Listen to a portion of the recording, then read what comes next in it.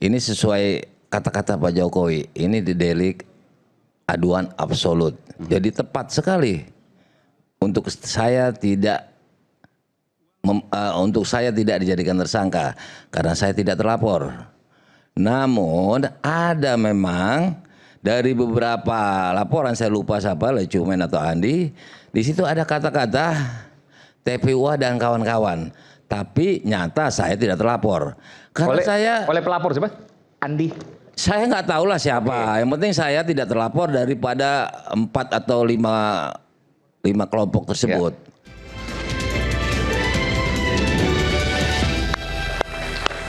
Kembali di Rakyat Bersuara, saya berikan kesempatan Bung Rasman, silakan. Terima kasih. Bismillahirrahmanirrahim. Selamat malam semuanya.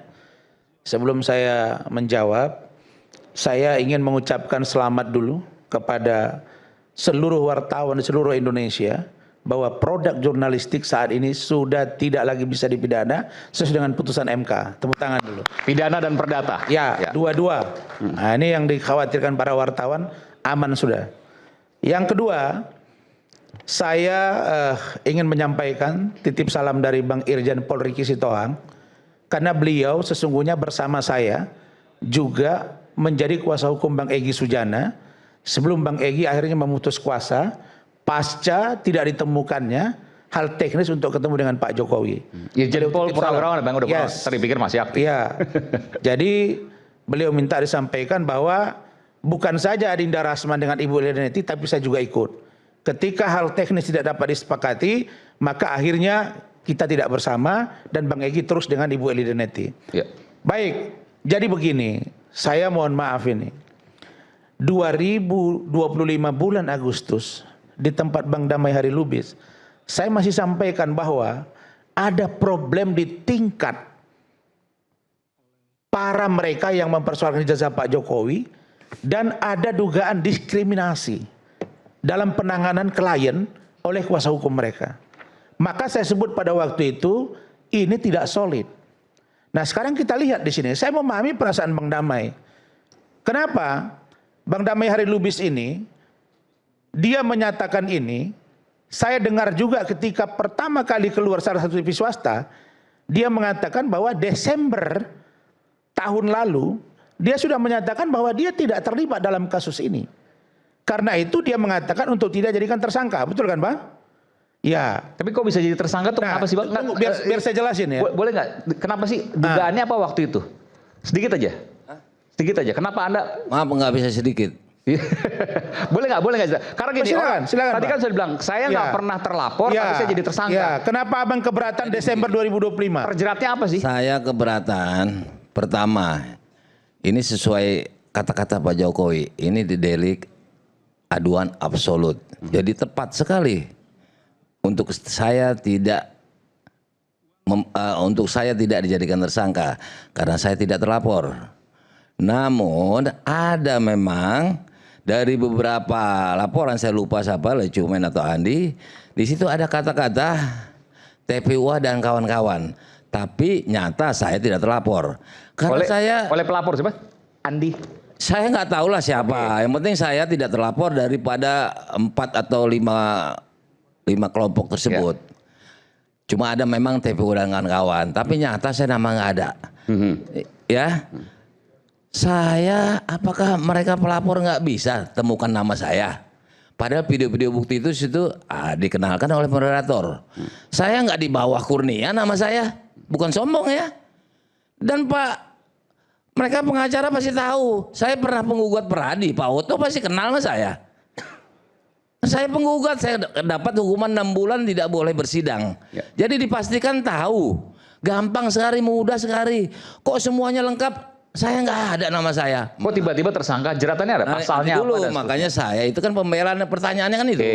Jadi saya jawab Bung Rasman bahwa saya itu tidak terlapor. Buktinya saya mewakili Kurnia. Jangan diulang lagi nih, jangan dipotong lagi. Saya mendampingi Kurnia dengan Arpit. Kalau nggak kan saya diusir kalau saya terlapor sama penyidik. Oke ya. Clear. Nah, langsung. Tidak terlapor, tapi jadi tersangka. Kenapa? nanti dulu lah ya. Nanti pembelaan saya dulu. Panjang banget. Nanti kan tadi kan saya bilang tadi nggak bisa sedikit. Ya udah oke, tapi dipersingkat karena banyak yang belum bicara. Terus begini lagi. Terus saya tidak terlapor, jadi saya lupa lah nih. Terlapor, tidak ada namanya, delik aduan absolut, ya.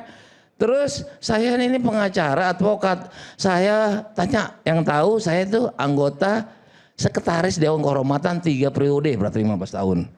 Saya biasa nyidangan orang. Harusnya saya dilaporkan. Kongres Advokat Indonesia. KAI, oke. KAI. Ya, maka tadi saya penggugat Peradi, saya kena hukuman 6 bulan nggak boleh bersidang. Pak Oto pasti kenal, apalagi anaknya. Gampang nyari nama saya, ya kan?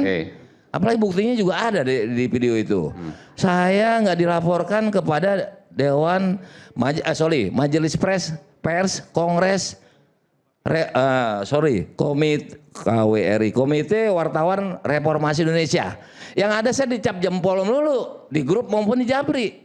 Video-video saya maupun tulisan saya. Apa kaitan sama wartawan itu? Saya jurnalis, saya kepala divisi hukum HAM.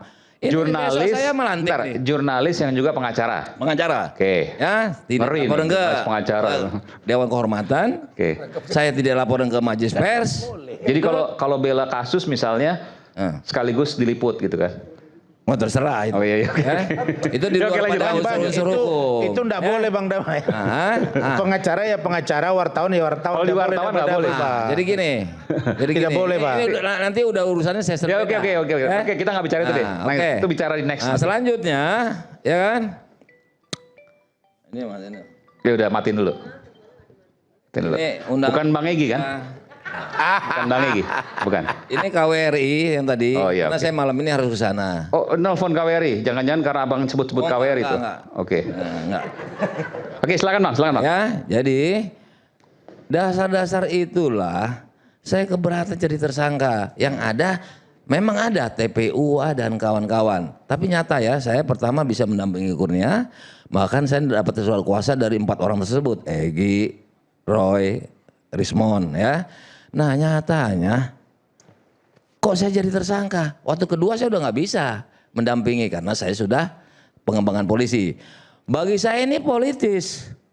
Oh polisi politis. Kawan-kawan berpikir dulu Kapolri itu siapa. Artinya diangkat oleh presiden. Penyidik itu salah satu fungsinya adalah humas. Hubungan masyarakat itu politis. Bahkan polisi bisa menangkap pejabat penyelenggara tertinggi. Tinggi negara, pejabat publik, itu kan politis. Nah, harus ke legislatif dulu. Enggak nih fungsi. Iya enggak, ini jangan jadi 3 SKS kuliah nih. Maksud saya, Abang kan merasa tidak terlapor tapi jadi tersangka. Pertanyaan saya sederhana, kenapa bisa terjerat? Saya nggak mana tahu, tapi kan ada pasalnya. Politik. Pasalnya apa? Hak polisi. Ya kan, perbedaan pendapat. Ya pasalnya sama. Sama semua. Sama. Kalau Abang menduga kenapa saya bisa terjerat? Tadi saya bilang, ini nggak lepas dari politis. Ada tulisan saya, hukum memang panglima, tapi kekuasaan di tangan raja.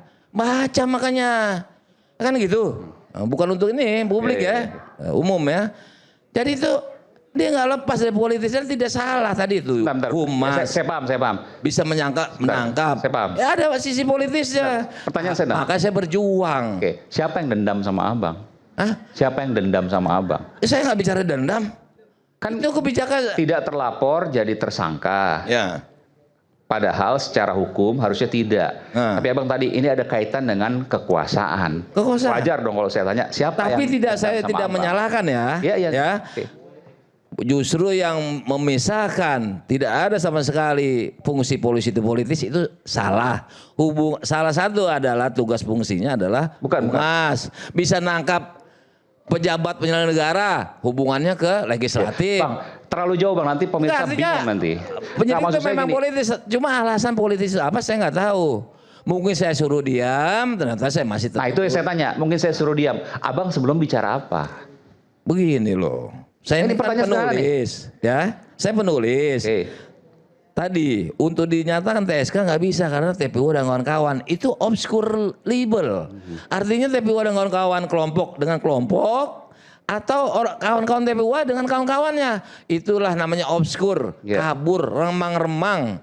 Ya kan? Oke, itu. Sehingga harus dipastikan dijadiin aja. Karena saya tetap nulis. Sampai sekarang saya tetap nulis. Nulis apa?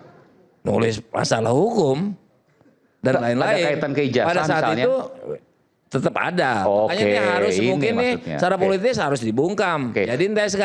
Saya berjuang dan saya tidak menyalahkan penyidik. Bang, Punya sorry. hak politis. Saya juga mantan terperiksa jadi tahu juga, Bang. Ya.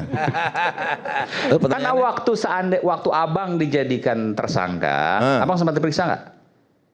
Sempet lah. Kan ditanyain. Nah, sama satu lagi. penyidik. Bentar. Kan ada hubungannya bener. Iya, enggak sebentar. Kan ditanyain, Abang apa? Abang pertanyaan 1, pertanyaan 2, pertanyaan 3. Kan ketahuan tuh. Oh, saya ini dianggap salah di pertanyaan-pertanyaan ini. Di mana itu? Kalau menurut saya tentu nggak ada salah. Iya, oke. Kan? Dianggap Nah, kan sekarang dianggap. begini, ini keyakinan. Ketika selesai diperiksa tersangka, saya lihat di atas. Saya kan lumayan tahu hukum acara pidana. Saya lihat di atas. Saya berubah jadi saksi terlapor. Tak, saya tenang. Kan gitu. Tapi tetap saya perjuangan karena ini sudah kebijakan polisi. Saya mau nunjukkan hak subjektif. Gini, polisi punya hak subjektif. Iya, oke. Tanya kepada polisi, kenapa saya dipilih? Jadi tersangka. Bukan. Di SP3 kan kenapa? Oh, enggak, jangan lompat dulu, Bang. Saya mau tanya, saya mau tahu, saya mau gali. Kalau ini pertanyaan terakhir, kalau Abang nggak bisa jawab juga, saya geser ke Bang Rasman. Nggak apa-apa. Jadi gini, kalau waktu diperiksa itu, kan pertanyaannya jelas. Iya. Dari apa? Objek apa atau subjek apa Abang dianggap bersalah? Dianggap ya, bukan Abang bersalah. Ini intuitif ya. Kan Kalau pertanyaannya nanya kelihatan. seperti itu saya intuitif. Boleh. Saya tetap tulis keras. Terkait Jawaban ijazah Pak Jokowi. Termasuk. Dalam Tetap sebuah buku keras. Saya atau... bela-bela kawan-kawan. Seperti biasa aja. Oke. Karena saya bukan TSK. Ya. Ketika itu, itulah mungkin kebijakan politis. Saya kaitkan. Memangnya polisi nggak boleh politis? Nah, tapi beliau boleh, berhak, saya juga berhak membela diri saya menghapus TSK. Oke. Dengan landasan restorasi. Ditujukan kepada penyidik. Hak Baik. subjektif polisi. Oke, clear. Baik, silakan Bung Rasman. Oke. Baik. Nah, jadi saya jelaskan ke teman-teman semua dan pemirsa. Inilah bahayanya. Kalau tadinya satu kelompok terus pecah belah, saling buka borok. Oh, boleh. Jadi inilah yang paling bahaya dalam sistem kita yang sedang memperjuangkan keyakinan masing-masing. Tapi is okay yang disampaikan Bang Damai. Saya mau interupsi. Kita maklumi sebentar. Saya mau Bu. interupsi. Sebentar, Nanti Bu. Anda boleh lanjutkan. Iya, Tadi Anda sebentar. mengatakan satu grup buka borok. Satu di antara orang yang merusak daripada kami itu adalah Anda. Lanjutkan. Kenapa saya yang merusak kalian? Bisa dikasih Kenapa? waktu. Ya, saya dulu dong. Nanti Ibu boleh jawab. Kan Oke? mengapa tadi katanya, Saya kan? terusin ya. Oke, nanti saya beri kesempatan, Mbak. Saya terusin. Ya. Nah, sebenarnya kalau kita cerdas dan cermat, apa yang disampaikan oleh Saudara Gofur, disampaikan oleh Bang Damai Hari, tentang restoratif justice, yang disebut dengan restorasi keadilan. Apa yang sebetulnya poin penting dari yang disampaikan Gofur dan kawan-kawan? Saya gampang aja sebetulnya menjawab. Coba lihat 3 hari yang lalu Ketua Komisi 3 DPR RI Habibur Rahman mengatakan bahwa apa yang dilakukan oleh Bapak Egy Sujana dan Bapak Damai Hari Lubis bersama dengan Bapak Jokowi dan pelapor yang lain adalah bukti KUHP dan KUHP baru benar-benar berfungsi untuk penegakan hukum di Indonesia. Itu jelas poinnya. Jadi mereka itu sudah merancang, salah satu dari rancang bangun yang berhasil itu adalah ketika terjadi restoratif justice. Nah sekarang saya masuk pada poin Gofur. Yang maaf tadi. Ya. Yang maaf tadi. Ya. Oke. Gofur adikku, ini diplomasi tingkat tinggi. Bertandang ke rumah orang yang sedang bersengketa, lalu kemudian duduk ngopi, baca doa, ciuman. Apakah harus kita sampaikan? Cipika-cipiki, Bang. Cipika-cipiki. Oke. Apakah harus saya ucapkan? Pak, saya mohon maaf ya Pak atas kesalahan saya. Baru dijawab, iya saya maafkan. Ini kekanak-kanakan. Apa bedanya ketika 2015-2019 Pak Prabowo dengan Pak Jokowi? Debat serang-serang termasuk netizen. Tapi mereka dengan duduk di kursi MRT, selesai itu masalah. Jadi yang saya katakan, kata-kata maaf tidak diatur secara tertulis bahwa harus ada kata-kata itu. Tapi stressing point saya adalah Kenapa terjadi RJ? Saya bisa satu yang disampaikan Bang Damai. Yang kedua, saya dengar pernyataan Ibu Eli Danetti bahwa 13 Januari 2026 Ibu Eli Danetti mengajukan surat kepada penyidik untuk melakukan restoratif justice. Tanggal 8 Januari mereka bertandang ke Solo. Ketemu dengan Bapak Jokowi, terus Bang Egy Sujana memang bilang saya tidak minta maaf sama Bapak. Lalu kemudian Pak Jokowi mengatakan bahwa dengan datang selesai sudah. Jadi kalau kita mencerna, pentingkah kata maaf? Tidak penting. Yang penting sepakat untuk berbaik-baikan. Kenapa dipanggil polisi? Karena polisi itu diminta untuk menjadi saksi bahwa ada pertemuan 3 orang yang sedang bersengketa hukum. Satu Bang Egy Sujana, yang kedua Pak Damai Lubis, yang ketiga Pak Joko Widodo. Yang penyidik itu Bang? Yes. Plus penyidik untuk menyaksikan itu. Nah, untuk memperkuat argumentasi itu, maka Pak Jokowi memanggil Yakub Hasibuan untuk menjelaskan sudah ada pertemuan itu dan disetujui oleh restoratif justice. Follow up-nya seperti apa? 13 Januari tadi yang saya sebut, Bu Ida mengajukan surat. Jadi semua sudah dikaji di dalam oleh penyidik, maka keluarlah restoratif justice dan dihentikan proses sidik sehingga terjadi sampai saat ini. Itu poinnya.